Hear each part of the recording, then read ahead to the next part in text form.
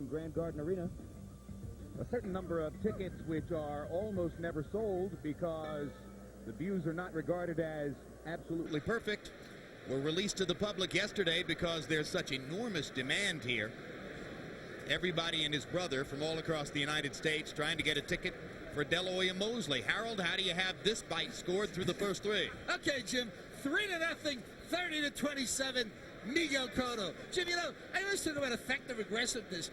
Demetrius Ceballos is the aggressor, but not effective. I mean, it's ineffective aggressiveness. Miguel Cotto winning this on a clean, strong shots. The left hooks, the overhand rights, and the left jabs. And you mentioned one thing very interesting. You said the peekaboo defense. Jim, Miguel Cotto fights, it's as close to a Customado style as I've ever seen in my life. He looks like Floyd Patterson, Chegui Torres, or an early Mike Tyson with that style.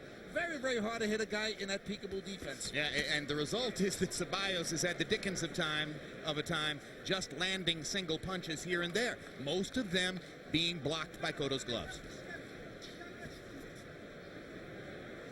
How do you fight that peekaboo? You jab right into the gloves. You throw your shots right into the gloves. Forget about hitting the face. After a while, they start looking around, and you got easy shots. Or you try to throw the right hand right through it. Is that how Ingemar Johansson landed all those right hands against Floyd Patterson? Exactly. Guys don't like to keep their hands in front of them when punches are being thrown right. And you got to be a puncher, though. You got to make that head move back. That's that left body and upstairs with the left hook. That's probably his favorite single offensive ploy. Left hook to the body, left hook upstairs. Or vice versa. We've seen him do it both ways.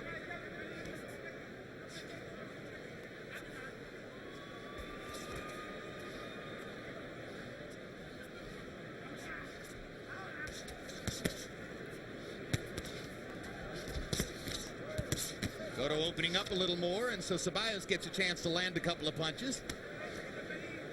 Must feel like a brief vacation for Ceballos when he actually puts leather on Cotto's face.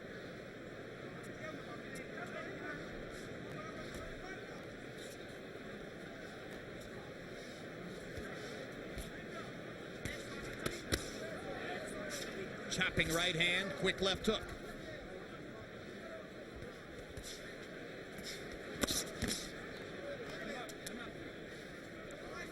Cotto's a pretty patient fighter.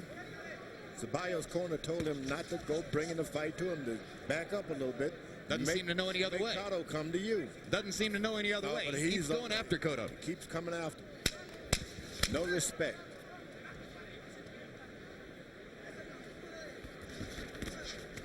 For Cotto or his corner.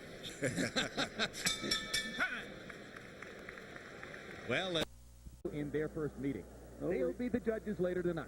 Yeah, the last judge you name can always be depended on to come down for the house fighter in a close fight. Anakam Tongkam of Thailand.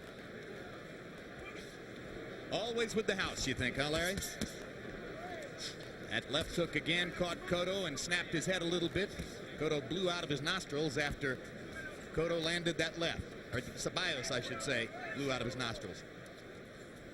Cotto is a good fighter, but you see a fighter with that much potential in his punching power, sometimes you need to bring another trainer into the camp to kind of teach him the other ins and outs of bobbing and weaving and counter punching, so you don't have to use all of your energy backing and running up on your legs like that. Yeah, no, that's a really great point. You know, he's still in the family structure here, being trained by Evangelista Cotto, and as Bob Arum has shown over the years, he will strongly suggest to his top prospects that they avail themselves of the services of super top trainers in the sport. You got to bring in some guys to add.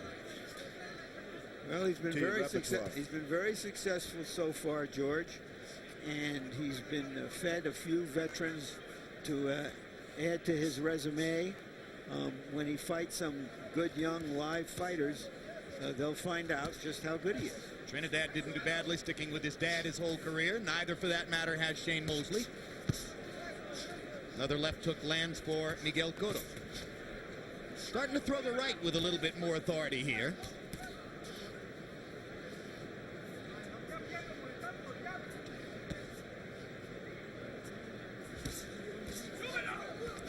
So you throw those right hands and the guy's got his hand up like this, sooner or later you're going to have hand problems. having to visit the doctor a lot. You got to find out what to do with those hands. They start hurting you like that. And you can believe he's getting some soreness right now. He's shaking his left hand a little bit. I don't know if that means that he felt a stab of pain or if that's just a habit. I mentioned several times in the first fight that Juan Lescano throughout his career had averaged 46 punches per round. If you want to know what that pace looks like, watch Cotto. In the first 4 rounds, he threw a total of 200 punches, an average of exactly 50 per round. It's a measured pace for this weight class. It's designed to maximize power punching.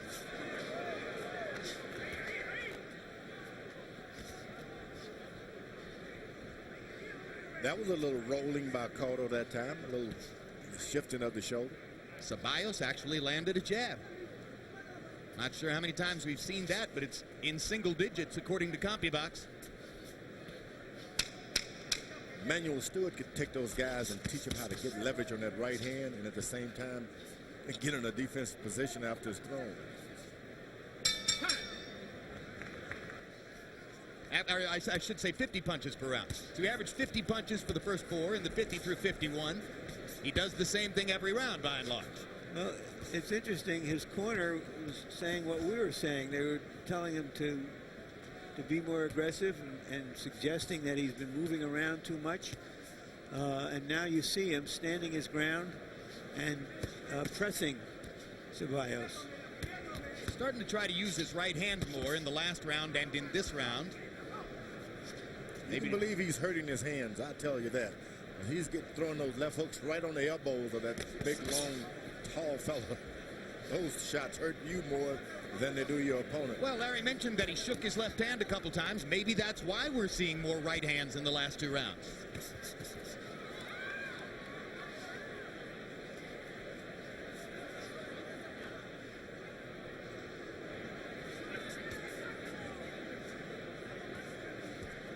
Cotto was put on this card specifically by Top Rank because they want the world to see someone they think is a great prospect and who will someday be the kind of fighter that you'll get on planes and buy pay-per-view for. So is he putting on the kind of show that Bob Arum would have wanted him to deliver under the circumstances? He's turning southpaw now. Well, it may be a little bit premature to see him in that way. Turns southpaw, lands a left cross, throwing it sort of up and under. Now he turns the left cross over. And he hits those shots good from the southpaw position. Gives him a chance to put a little more power behind his left hand as he's able to cross his body over behind it. Who would have thought? Not only has he turned southpaw, but I mean, he's effective in that direction. I'm not sure the left hand is hurt anymore. Although a guy who's this predominant left hooker probably can't expect to go through his whole career without having some trouble with that hand. Well, For instance, it's interesting when he finally goes on the attack, it was from a left-handed position. Seemed to take Ceballos by surprise. Now, this is the kind of stuff we expected from Cotto. Well, these guys from Panama, those boxers have a lot of pride. You're not just going to beat them because Blood coming from the right eye of Ceballos they say you're good. Yep. No, it's clear Ceballos is here to go out on his shield rather than to yield to Cotto. But Cotto is gradually piling up a lot of punishment as the rounds go by. A lot of punishment is more better than points this time. It's hurt.